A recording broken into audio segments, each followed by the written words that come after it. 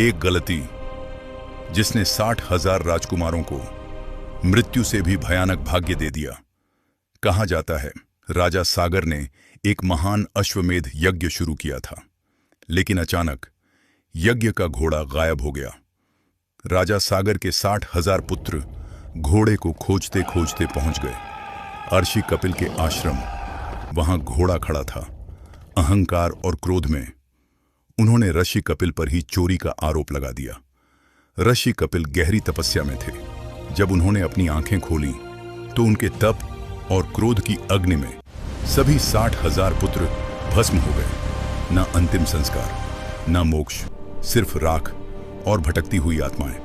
लेकिन राजा सागर का पूरा वंश समाप्त नहीं हुआ था।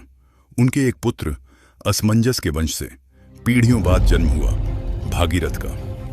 कहा गया कि केवल स्वर्ग की पवित्र गंगा ही उन आत्माओं को मोक्ष दे सकती थी।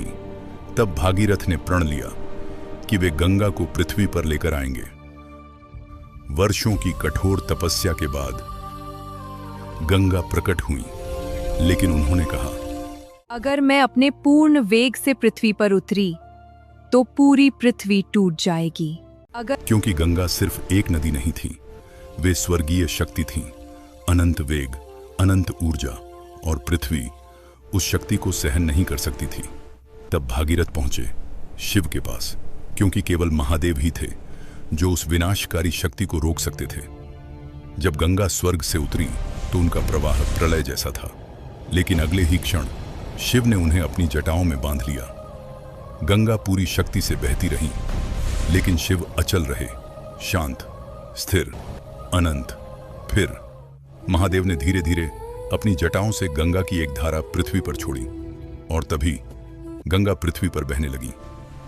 आखिरकार उन्होंने राजा सागर के पुत्रों को मोक्ष दिया, और तभी से गंगा को मोक्षदायिनी कहा जाने लगा।